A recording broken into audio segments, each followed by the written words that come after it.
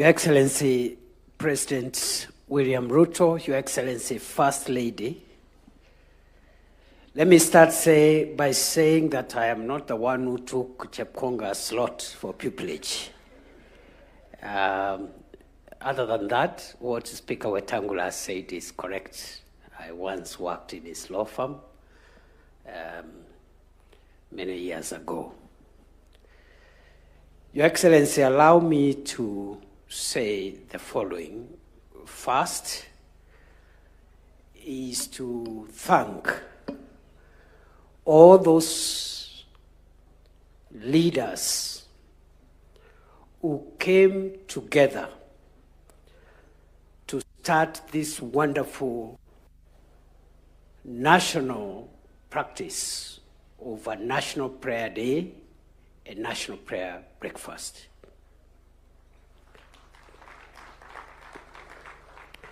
I grew up in a family of a Methodist cleric,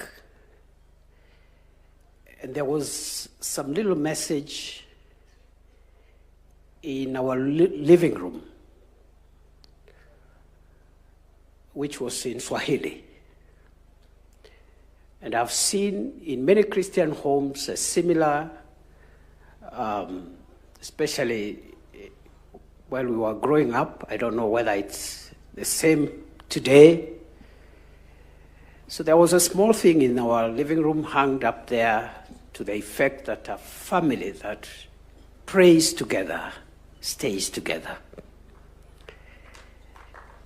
For a nation, I believe equally, just like a family, a nation that prays together will stay together. There is hope for Kenya. Number two, Your Excellency, I also want to say that this event helps us to reflect on our common destiny and take stock. And I believe it's the practice in many other countries that have a similar tradition. It's good to take stock of our journey as a nation so that we can look at what we've done well, maybe what we have not done so well, and from the scriptures and the sharing and the songs and the prayers which have been made here, we have had good moments and maybe other moments which we would have done better. And that is a good thing also, Your Excellency, because Socrates, one of the greatest philosophers, did say that a life unexamined is not worth living. It is good to examine ourselves at every point, reflect, and take stock, so that we are not on one continuous journey making good speed, but without the reflection to help us understand whether we are doing things right. And many times when we reflect, we'll find areas to correct, improve, and make the journey ahead even better. I say so because, Your Excellency, a story is told of a pilot who announced to his passengers that, ladies and gentlemen, we are making very good time. We are cruising at very good speed. But the good news ends there. The bad news is that we've lost all our instrumentation and we are not sure where we are going. So if we do not have time like this to reflect on our country's journey, we may miss one or two things there, and just like this pilot, be making good progress, but we are not sure that we are making progress to our destination. Your Excellency, allow me also again to say that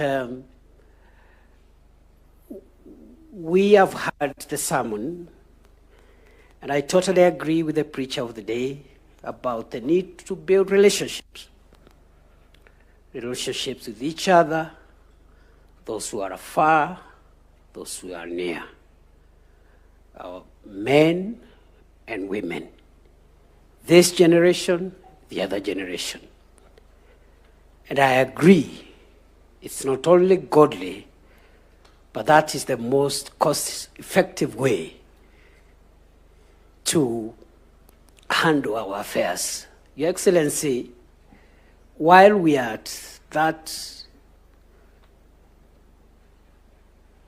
relation-building process,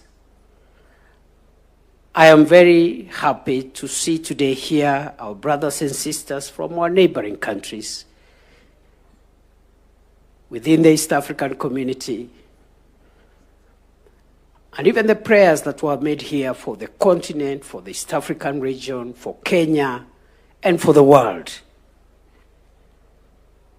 And looking at the choir here, of course, the choir is much improved from last year's performance. Osoro and company, pongezi. I think there is greater harmony and greater melody than last year. Last year was a bit chaotic.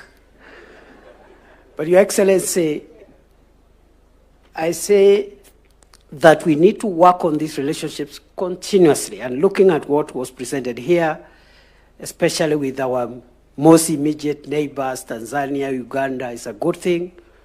And I hope some of the exchanges we've seen from our political leaders between our countries, we must use a moment like this to arrest those situations, because it doesn't look tidy when brothers and neighbors are talking at each other. We must build good relationships and sustain them. Your Excellency, in the same manner, we need to build relationships across generations. The older people, who are the age of our fathers, the parents of today, the younger adults who are starting their families, the young children, and even the unborn. That intergenerational friendship and solidarity is important. No one generation is superior or more important than the other. So I agree with the message of today's speaker, who's quite inspirational, that perhaps as older people, we need to treat our children who are now adults a little more respectfully, listen to them, and where we go wrong, there's no harm in acknowledging that we've not treated them maybe the way they expected us. However, equally, we respectfully request our children also to respect authority,